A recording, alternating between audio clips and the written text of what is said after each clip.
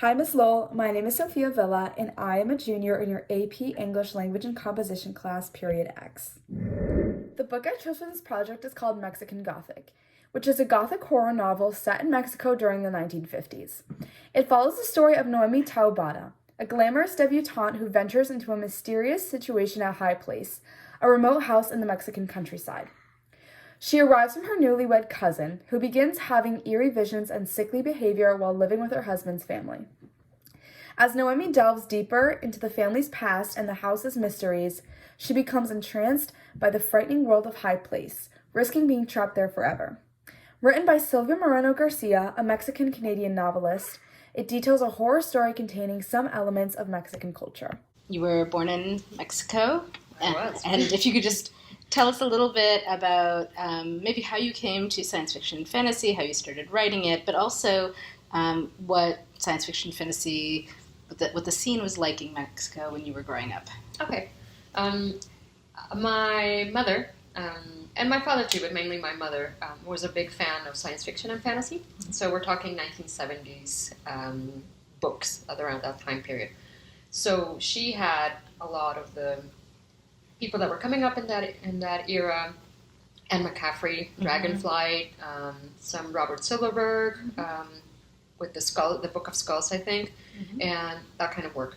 She also had Golden Age, things from a little bit earlier, the Asimovs, Ray Bradbury, all those kinds of people, and H.P. Lovecraft.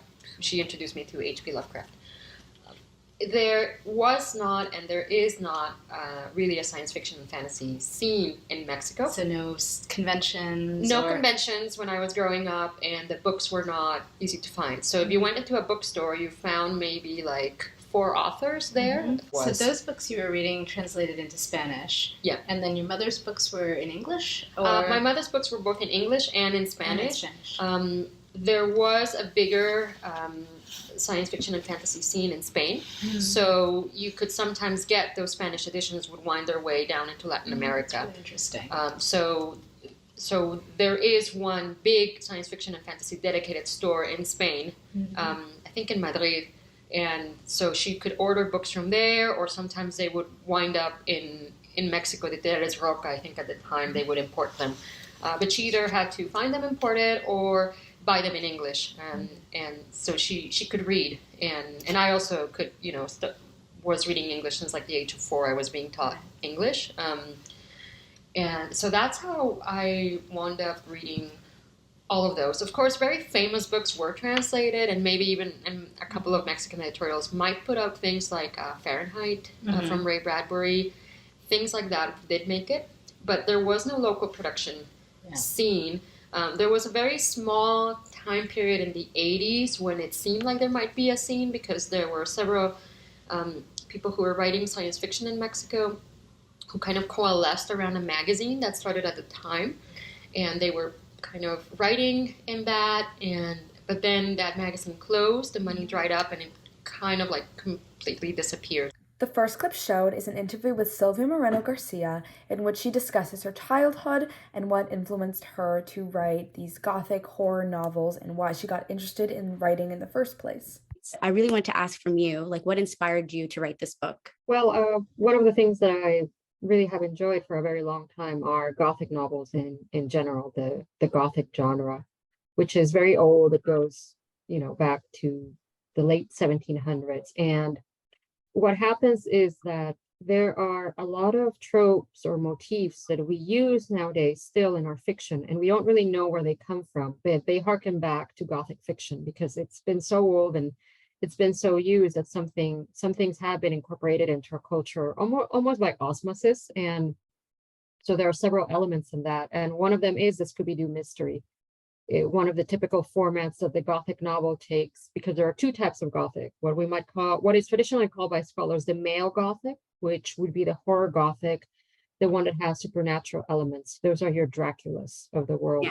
And then what has been called by scholars traditionally the female Gothic is sometimes also called the romantic Gothic. And those are your Scooby-Doo plots. That's where a Jane Eyre type of woman goes into a mansion and she thinks there might be a ghost, but it turns out it's the mad woman in the attic, or it's the cousin that's trying to kill her, or some other mysterious shenanigan has some type of natural explanation.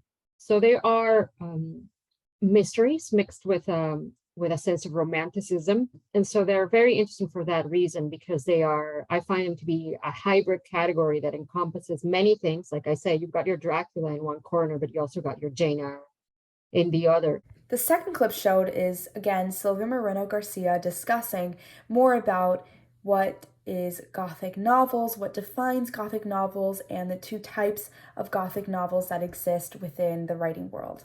The first rhetorical device for this novel is imagery. Imagery is the sensory details or figurative language used to describe, arouse emotion, or represent abstractions. Moreno Garcia displays the use of imagery in the line, "The mushrooms glowed brighter. It would be good to rest there, skin pressed tight against their slick bodies, and maybe they'd cover her, the lovely fungi, and cram into her mouth, into her nostrils and eye sockets until she could not breathe, and they nestled into her belly and bloomed along her thighs." The idea of mushrooms covering her, cramming into her mouth, nostrils, eye sockets, and blooming along her thighs is both vivid and invasive. This creates a sense of discomfort as the fungi invade personal, intimate spaces of the body. Similarly, the description of the mushrooms growing to the point of preventing breathing and invading the body internally suggests an overwhelming, suffocating presence. Through this rich and detailed use of imagery, Moreno Garcia not only creates a vivid sensory experience, but also sets a tone that is both haunting and intensely physical. The second rhetorical device for this novel is metaphor. Metaphor is a figure of speech using implied comparison of seemingly unlike things, suggesting some similarity. Moreno Garcia displays the use of metaphor in the line, "Francis was whispering, his lips moving softly. Dr. Cummins and Florence and Howard were also whispering, all of them speaking in unison. This low whisper sounded, oddly, like a single voice, as if all their voices had coalesced into one mouth, and it was that mouth that spoke, growing louder, rising like the tide." This metaphor vividly describes a chorus of voices merging into one. The idea of multiple voices becoming one mouth is not literal, but symbolically represents unity or singularity of purpose or opinion among a group of people. The second part of the metaphor compares the increasing volume of the voice to a rising tide. This not only conveys the idea of a voice growing louder, but also gives it the natural, unstoppable force of a tide. The tide is often seen as relentless and overwhelming, suggesting that the voice is becoming an overwhelming force.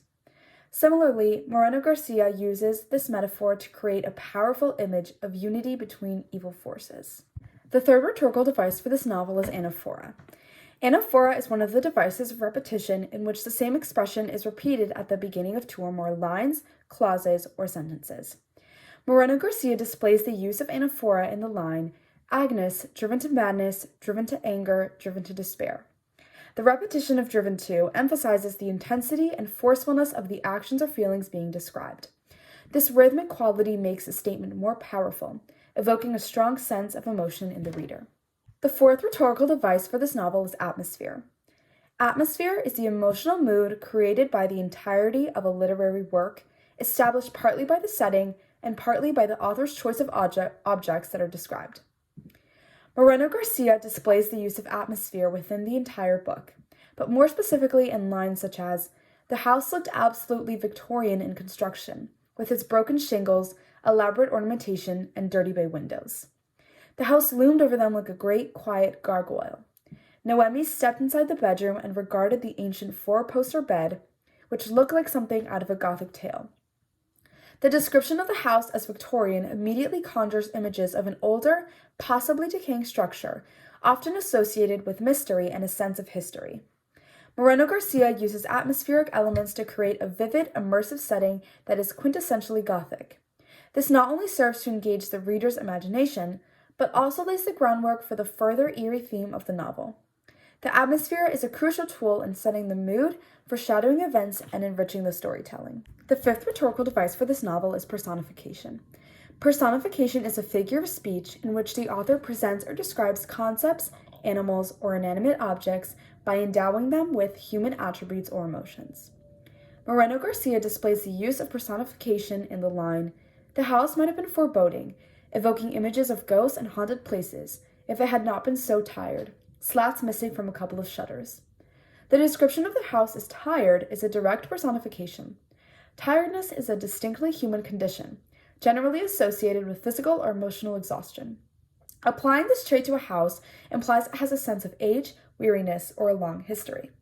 This human-like fatigue adds depth to the house's character, making it more than just a setting. It becomes a presence with its own story and emotional state. Something I learned from this book was the detailed history of Mexico in the 1950s and the perseverance of a female protagonist, which is usually uncommon, and I really enjoyed the book. Thank you so much for listening.